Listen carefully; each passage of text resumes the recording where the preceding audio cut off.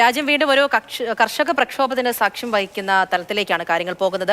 ഡൽഹിയിൽ ഇപ്പോൾ കർഷകരുടെ പാർലമെന്റ് മാർച്ച് തുടങ്ങിയിരിക്കുകയാണ്. നോയിഡയിൽ നിന്നാണ് കർഷകരുടെ മാർച്ച് ആരംഭിക്കുന്നത്. മാർച്ചിന്റെ പശ്ചാത്തലത്തിൽ ത്രിതല സുരക്ഷ ഒരുക്കി ഡൽഹി പോലീസും ഡൽഹി UP അതിർത്തിയിൽ സുരക്ഷയ്ക്കായി 1000 പോലീസരെ വിന്യസിച്ചിട്ടുണ്ട്. പക്ഷേ ഇത് 7 ദിവസം സർക്കാരിനൊരു അന്ത്യശാസനം നൽകി നിർത്തിവെക്കുന്നു. അങ്ങനെ ഒരു വിവരം കൂടിയുണ്ട്. അർജുൻ പറയും.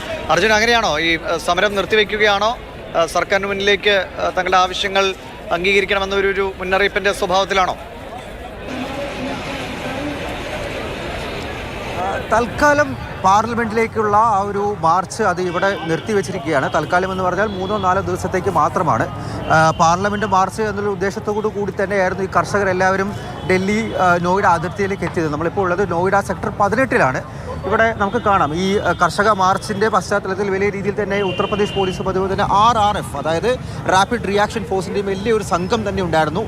ബാരിക്കേഡുകളെല്ലാം വെച്ച് അതുപോലെ റോഡിൻ്റെ കുറുകെ ഈ കണ്ടെയ്നറുകളെല്ലാം തന്നെ ഇട്ട് ഒരു തരത്തിലും കർഷകരെ നോയിഡ കടന്ന് ഡൽഹിയിലേക്ക് പോകാൻ അനുവദിക്കാത്ത രീതിയിൽ തടസ്സങ്ങൾ സൃഷ്ടിച്ചിരുന്നു. പക്ഷേ തൽക്കാലം എന്തായാലും കർഷകർ ഈ അതിർത്തി കടന്ന് പാർലമെൻറ്റിലേക്ക് മാർച്ച് ചെയ്യുന്നില്ല എന്നുള്ള കാര്യം അറിയിച്ചതോടുകൂടി തന്നെ അതിർത്തികൾ തുറന്നു. വാഹനങ്ങളെല്ലാം തന്നെ കടത്തിവിട്ടിക്കൊണ്ടിരിക്കുകയാണ്.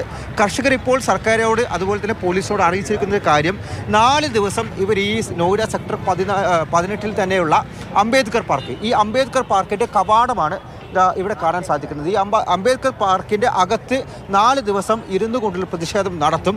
അതിനുശേഷം ചീഫ് സെക്രട്ടറി തലത്തിലും അതുപോലെ തന്നെ സർക്കാർ ഉദ്യോഗസ്ഥ തലത്തിലും ചർച്ച നടത്തി ആ ചർച്ചയുടെ ഫലം എന്താണോ അതിനനുസരിച്ചായിരിക്കും മറ്റുള്ള തീരുമാനങ്ങളിലേക്ക് പോവുക. അതായത് ചർച്ച പരാജയപ്പെടുകയാണെങ്കിൽ പാർലമെൻറ്റിലേക്ക് മാർച്ച് നടത്തുമെന്നുള്ള കാര്യം തന്നെയാണ് അറിയിച്ചിരിക്കുന്നത്. പ്രധാനമായിട്ടും ഇവർ ഉന്നയിക്കുന്ന കാര്യങ്ങൾ എന്ന് പറയുന്നത് ഈ പഴയ ഭൂമി ഏറ്റെടുക്കൽ നിയമപ്രകാരം ഏറ്റെടുക്കുന്ന നോയിഡയിലും മറ്റു പ്രദേശങ്ങളിലും ഏറ്റെടുക്കുന്ന ഭൂമിയുടെ കർഷക ഭൂമിയുടെ 10% അവർക്ക് മടക്കി നൽകണം. ഒപ്പം തന്നെ ഇപ്പോൾ നൽകിക്കൊണ്ടിരിക്കുന്ന നഷ്ടപരിഹാര തുക 64% വർദ്ധിപ്പിക്കണമെന്നുള്ള കാര്യമാണ്. 2014 ജനുവരി 1 ശേഷം ഏറ്റെടുത്ത ഭൂമിയാണെങ്കിൽ അതിൻ്റെ 20% കർഷകർക്ക് മടക്കി നൽകണം. ഒപ്പം ഈ പറയുന്ന നഷ്ടപരിഹാര തുക നൽകണം. ഒപ്പം ആ ഭൂമി നഷ്ടപ്പെട്ട കർഷകർക്ക് അവരുടെ മക്കൾക്കെല്ലാം തന്നെ പഠിക്കാനുള്ള ചിലവ് സർക്കാർ ഏറ്റെടുക്കണം. മറ്റ് ഇൻഷുറൻസ് ഏർപ്പെടുത്തണം. അതുപോലെ തന്നെ ഈ കാർഷിക കടങ്ങൾ എഴുതി തള്ളണം. മിനിമം സപ്പോർട്ട് പ്രൈസ് ഏർപ്പെടുത്തണം തുടങ്ങിയിട്ടുള്ള ആവശ്യങ്ങളും ഉന്നയിക്കുന്നുണ്ട്.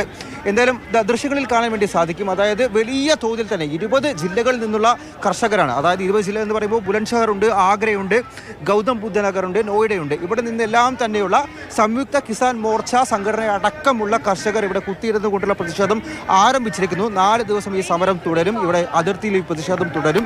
ആ ചർച്ച ഫലം കണ്ടില്ലെങ്കിൽ, പരാജയപ്പെട്ടാൽ വീണ്ടും അവരുടെ ആവശ്യമായിട്ടുള്ള പാർലമെന്റ് മാർച്ച് എന്നുള്ള കാര്യം, ശീതകാല സമ്മേളനത്തിന് ഇടയുള്ള ഈ പാർലമെന്റ് മാർച്ചുമായി മുന്നോട്ട് പോകാം അല്ലെങ്കിൽ പോകുമെന്നുള്ള കാര്യം തന്നെയാണ് അറിയിച്ചിരിക്കുന്നത്. അതിനു മുൻപ് എന്തായാലും ഇവിടെ ഈ അംബേദ്കർ പാർക്കിൽ കുത്തിയിരുന്നു കൊണ്ടുള്ളൊരു ഒരു പ്രതിഷേധം എന്നുള്ള രീതിയിലായിരിക്കും ഇവർ പോകുന്നത്.